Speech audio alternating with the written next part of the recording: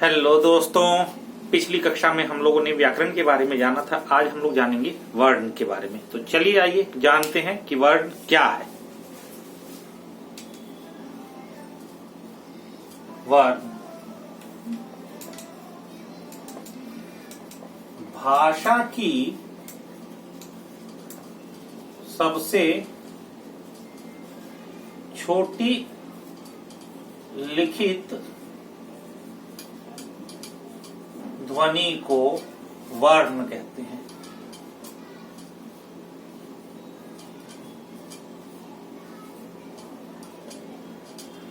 भाषा की सबसे छोटी लिखित ध्वनि को वर्ण कहते हैं। वर्ण के बाद आता है वर्णमाला।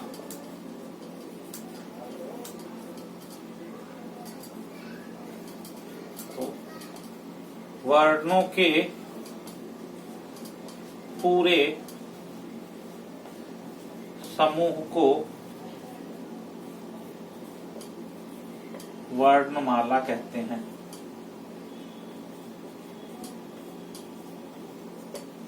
वर्ण के दो भेद होते हैं। वर्ण के जो है दो भेद होते हैं, एक स्वर और एक व्यंजन। स्वरों की संख्या 13 है, जिसमें से कि हम मानते हैं कि जो है स्वर जो है मुख्यतः 11 ही है। दो जो है अंग और आ, इसे हम लोग स्वर की श्रेणी में तो रखते हैं, लेकिन उसमें काउंट नहीं करते हैं हम लोग। इसी तरह व्यंजनों की संख्या 33 है। स्वर की अगर डेफिनेशन के बारे में बात करें तो जिन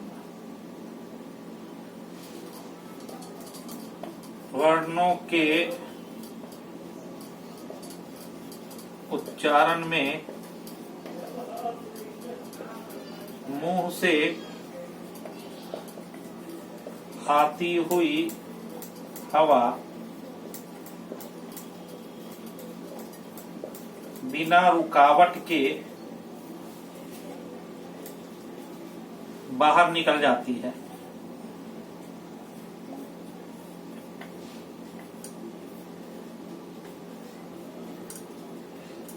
उन्हें स्वर कहते हैं। उन्हें स्वर कहते हैं। स्वर है क्या? अ, आ, ई, ओ,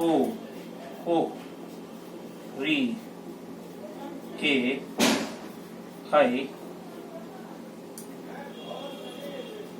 ओ, औ, ये स्वर हैं। इसी तरह व्यंजन,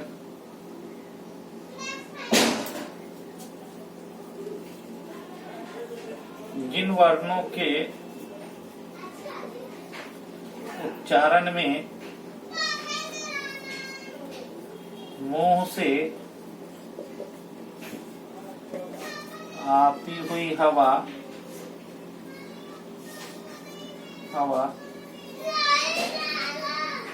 मुंह के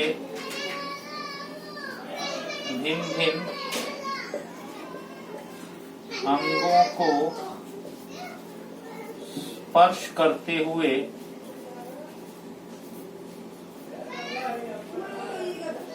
बाहर आती है, उन्हें व्यंजन कहते हैं।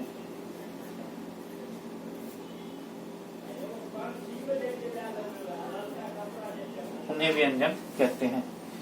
व्यंजन क, ख, ग, घ, ङ, च, छ, ज, झ, ङ, ट, ठ, ड, ढ, न, त, थ, द, ध, न, प, फ, ब, भ, म। उसके बाद जो है या रा ला व, फिर है तलाबेश, मूर्धन्येश, दंतश और ह। ये सारे के सारे व्यंजन हैं। अब हम लोग स्वर को विस्तार से पढ़ेंगे, उसके बाद व्यंजन को विस्तार से पढ़ेंगे। तो चलिए आइए पढ़ते हैं।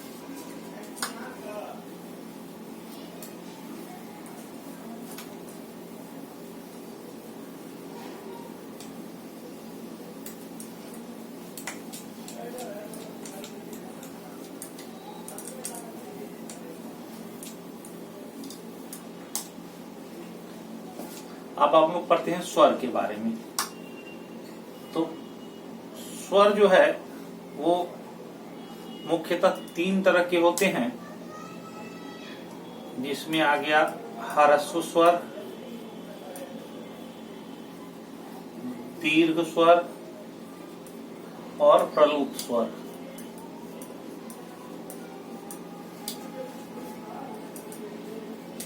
इनके उच्चारण में कम समय लगता है,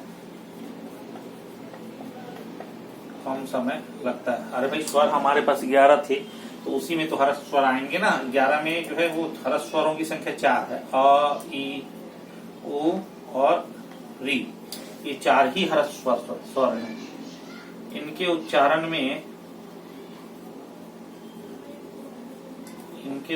में ह्रस्व स्वर से 2 गुना समय लगता है।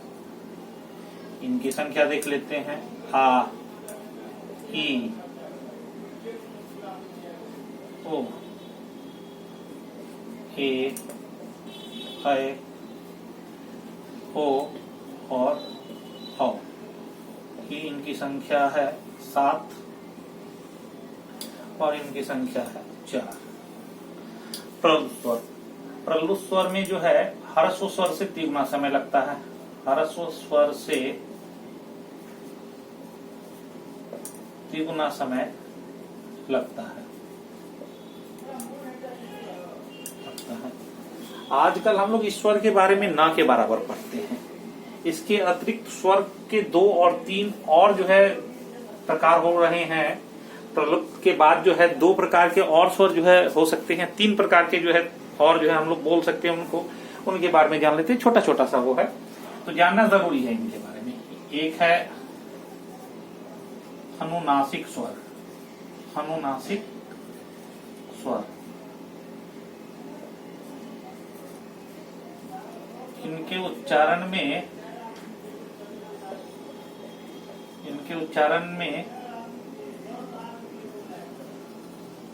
नाक और मुंह से हवा बाहर आती है, हवा बाहर आती है। अनुनासिक स्वर जो है उसका चिन्ह ये है, जैसे आंख,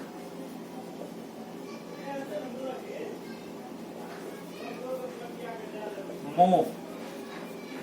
एक बार आप लोग इसे बोल के देखेंगे तो आप लोगों को आभास हो जाएगा कि हाँ भाई साइंटिफिक तरीके से जो है हिंदी जो है वो पढ़ी जाती है, और बहुत बढ़िया जो है इनके उदाहरण जो है आपको मिलेंगे, जिससे कि एक ही बार में आप लोगों को समझ आ जाएगा क्या कि हाँ भाई ये किस तरह से जो है हम लोग इसका उच्चारण कर रहे हैं। अनुनासिक के बाद आ जाता है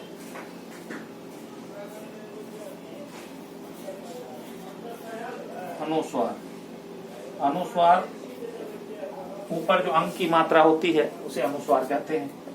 उदाहरण के तौर पे कंस, गंगा। अनुस्वर का उच्चारण जो है वो बेसिकली नाक से किया जाता है। अगर आप लोग बोलेंगे कंस, गंगा, आप लोग पता लग जाएगा कि उच्चारण करते समय नाक का जो है, नाक से जो है हवा जो है बाहर की ओर आ रही है। और अनुनासिक के बाद जो है अनुनासिक अनुस्वर हो गया। एक है विसर्ग। विसर्ग का जो चिन्ह है वो ये है। इसके उदाहरण है अतः, प्रातः, बेसिकली विसर्ग का उच्चारण करते समय लास्ट में जो है हम लोग ह का जो है यूज करते हैं। जैसे प्रातः, तो ह की जो है ध्वनि आ रही है, तो इसलिए विसर्ग को जो है वो ह ध्वनि से जो है उच्चारित किया जाता है। तो ये थे हम लोगों के स्वर। और जो है अब हम लोग पढ़ेंगे व्यंजन के बारे में। चलिए आइए देखते हैं व्यंजन क्या है।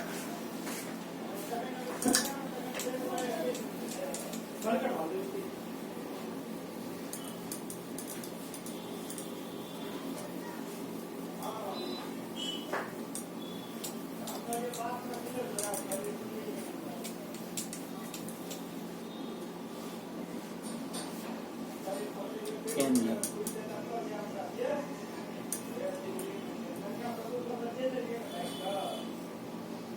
व्यंजन तीन तरह के, व्यंजन तीन तरह के। जिस तरह से स्वर जो है तीन तरह का था, उसके बाद तीन और मैंने बताया था। तो एक तरह से मान सकते हैं कि भाई 6 तरह के हैं, लेकिन हम लोग काउंटिंग में उसको जो है कम करते हैं। अब इसके बारे में देखें कि व्यंजन जो है तीन तरह के हैं। पहले है स्पर्श व्यंजन, फिर है अंतस्थ व्यंजन, स्पर्श, अंतस्थ, और उसके बाद है ऊष्म व्यंजन। स्पर्श व्यंजन, क से म तक के जो व्यंजन हैं वो स्पर्श व्यंजन है। क से म तक के व्यंजन स्पर्श व्यंजन है, स्पर्श व्यंजन है। अंतस्थ व्यंजन है वो य, र, ल और व। और ऊष्म व्यंजन है तलाब्य श, मूर्धन्य श, दंत स और ह। ये हमारे जो है ऊष्म व्यंजन है। ऊष्म व्यंजन की अगर डेफिनेशन कहूं बोलूं तो इसके उच्चारण में जो है हवा जो है वो ऊष्मा यानी घर्षण जो है पैदा करती है। जब हम बोलेंगे तलाब्य श, मूर्धन्य श, दंत श, तो ऊष्मा जो है पैदा होती है, इसलिए इसको ऊष्म व्यंजन कहा जाता है। स्पर्श व्यंजन, मुख के भिन्न भिन्न भागों से स्पर्श होती हुई जिन व्यंजनों का उच्चारण होता है वो स्पर्श व्यंजन जो है कहलाते हैं। इसी तरह अंतस्थ व्यंजन के उच्चारण में य, र, ल, व बिल्कुल भी जो है जोर जो है नहीं लगाना पड़ता हम लोगों को। तो य, र, ल, व जो है वो अंतस्थ व्यंजन है हमारे। अब जो है हम लोग व्यंजन, तो व्यंजन के जो है उच्चारण स्थान के बारे में जो है हम लोग पढ़ेंगे कि व्यंजनों को कहाँ कहाँ से मुख के किस भाग से जो है उच्चारित किया जाता है। तो इसमें व्यंजन और स्वर दोनों के बारे में हम लोग पढ़ेंगे कि स्वर और व्यंजन को जो है कहाँ कहाँ से जो है उच्चारित किया जाता है। तो चलिए आइए पढ़ते हैं।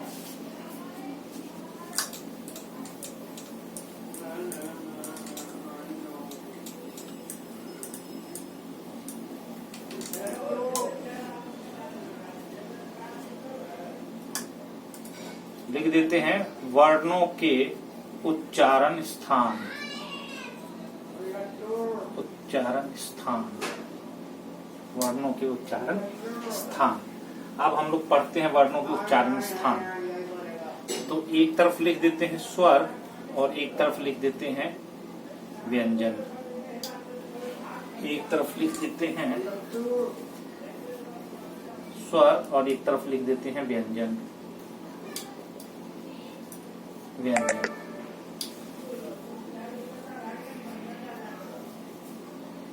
और इधर लिख देते हैं कि किस स्थान से जो है ये उच्चारण किया जा रहा है, उच्चारण स्थान। आप देख लेते हैं। और ये जो है अब पहले आ जाते हैं कंठ, कंठ। तो क, ख, ग और घ। और ह का जो उच्चारण है ये कंठ से होता है। फिर आ जाते हैं तालु, च, छ, ज, झ और य। और उसके बाद जो है तलापेशा, कंठ, तालु। उसके बाद आ जाते हैं मूर्धा, मूर्धा किसे कहते हैं? बहुत लोगों को जो है दिक्कत आ रही होगी मूर्धा किसे कहते हैं। तो भैया ट ठ ड ढ ण बोल के देखो, मुंह के जिस भाग को स्पर्श कर रहा है जीभ, वो मूर्धा है। यानी जीभ के नीचे वाला पार्ट जो है वो तालु है, और जीभ के ऊपर वाला भाग जिससे जीभ स्पर्श हो रही है वो मूर्धा है।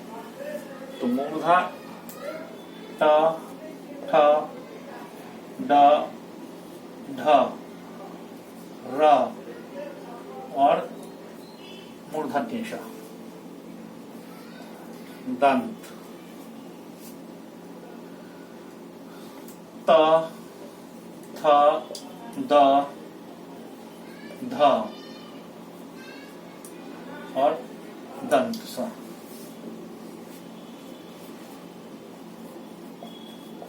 ओष्ठ प फ ब भ, ये है ओष्ठ। अब नासिक, नासिक यानी नाक यार, वो मुंबई वाला नासिक वहां समझ लेना तुम लोग, महाराष्ट्र वाला। नासिक यानी नाक। अणा न न म, और उसके बाद जो है अनुनासिक अनुस्वार। अनुस्वार जो है ये वाला, ये जो है हम लोग बोल देते हैं इसमें कि भाई नाक से बोला जाता है, ठीक है ना। वैसे अनुस्वार वहां ना लिख के, ये स्वर और व्यंजन तो है नहीं, व्यंजन तो है नहीं, खैर उधर लिख दिया है, ध्यान रखिएगा आप लोग। अब उसके बाद आ जाते हैं कंठ तालु से जो है कुछ जो है व्यंजन बोले जाते हैं। क्या कोई व्यंजन कंठ और तालु से नहीं बोला जाता है, और कंठ और दंत से कुछ बोले जाते हैं कि कोई नहीं बोला जाता है। और अब आ जाते हैं दंत और ओष्ठ, यानी दांत और ओठ की सहायता से व बोला जाता है। जब हम व बोलेंगे तो दांत और ओठ की सहायता से जो है व को बोला जाता है। स्वर में जो है अब हम लोग देख लेंगे, कंठ से जो है अ और आ की ध्वनि जो है वो कंठ से आ रही है। तालु से ई और ई की ध्वनि आ रही है। मूर्धा से री, दंत से कोई ध्वनि नहीं है। ओष्ठ से ओ और ओ। कंठ और तालु से आ रहा है कि है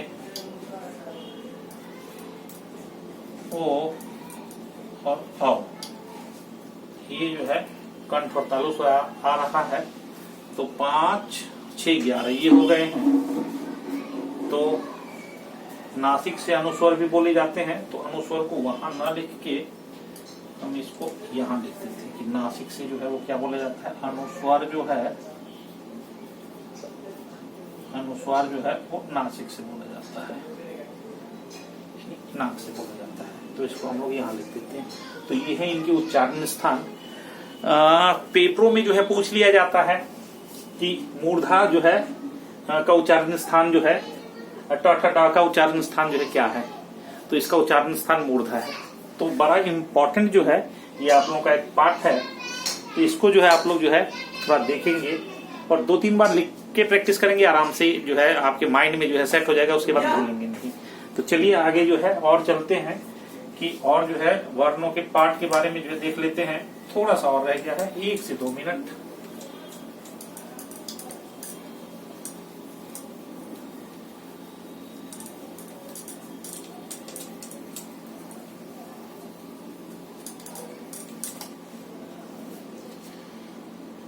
व्यंजन के जो है जिस तरह से हम लोग पढ़ते हैं कि भाई संज्ञा में जो है एक जो है काउंटेबल नाउन है, अनकाउंटेबल नाउन है, उसमें प्रॉपर कॉमन आ जाता है। इसी तरह इसमें भी जो है श्वास वायु के आधार पे, श्वास वायु के आधार पर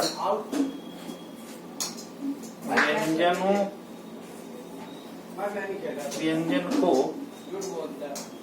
व्यंजन को दो भागों में बांटा गया है, दो भागों में बांटा गया है। कौन से हैं दो भाग देख लेते हैं, कौन से हैं दो भाग देख लेते हैं।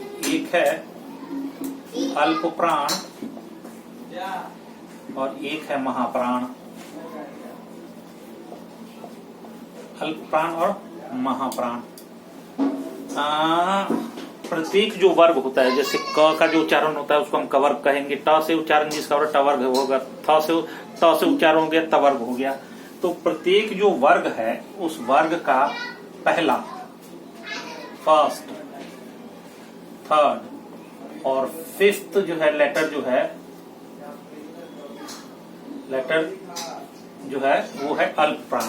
जैसे क, ख नहीं फिर ग, घ नहीं फिर हड़म, ये जो है हमारी अल्प प्राण है। इसी तरह से च, छ नहीं ज और झ नहीं अणम जो है ये हमारे अल्प प्राण जो है व्यंजन है। इसी तरह जो है महाप्राण व्यंजन के बारे में जो है जान लेते हैं कि प्रत्येक जो है व्यंजन का जो है सेकंड और फोर्थ लेटर जो है वो महाप्राण व्यंजन है। जैसे क के बाद ख इधर आ गया और ये आ गया घ, च के बाद जो है छ इधर आ गया और जो है झ यहाँ आ गया। तो ये जो है अल्प प्राण और महाप्राण व्यंजन है। तो इसके बारे में जो है क्वेश्चन में जो है आप लोगों से इसके बारे में भी पूछा जाता है कि भाई जो है अल्प प्राण और महाप्राण व्यंजन जो है, एक दे दिया कि जो है ग जो है वो क्या है, अल्प प्राण व्यंजन है, महाप्राण व्यंजन है, तो आप लोगों को ये पता होना चाहिए। तो व्यंजन की क्लास यानी वर्ण की क्लास आज हम लोगों की जो है वो यहीं पे जो है खत्म होती है। बेसिकली है क्या कि मैं आप लोगों को व्याकरण जो है वो दो भाग में पढ़ाऊंगा। ये जो मैं व्याकरण पढ़ा रहा हूँ ये है भाग एक, जिसमें कि हम लोग ये बोल सकते हैं कि जो भी बीपीएससी ने टीचरों की भर्ती के लिए निकाला है उसका जो 1 से लेके 5th तक के जो है उनमें बेसिकली ये जो है ज्यादा आएगा। और जो 9th 10th है और 11th और 12th के लिए जो उन्होंने जो हिंदी का जो अपना कोर्स रखा है तो उसके लिए जो भाग 2 जो है मैं व्याकरण का लेके आऊंगा, तो उसमें थोड़ा हम और ज्यादा डीपली पढ़ेंगे कि हाँ और जो है व्याकरण जो है क्या और कहाँ और पिछला कहाँ से स्टार्ट हो रहा है और हिंदी जो है वो अवहट से होती हुई कैसे जो है इस समय जो आधुनिक हिंदी जो है बनी है। तो ये सब हम जो है उस वीडियो में हम पढ़ेंगे। चलिए आज के लिए इतना ही। क्लास जो है कुछ ज्यादा ही लंबी हो गई, 22 मिनट से ज्यादा की क्लास हो चुकी है हम लोगों की। मेरा मानना है कि 20 मिनट से ज्यादा की क्लास होनी नहीं चाहिए। चलिए धन्यवाद, नमस्कार।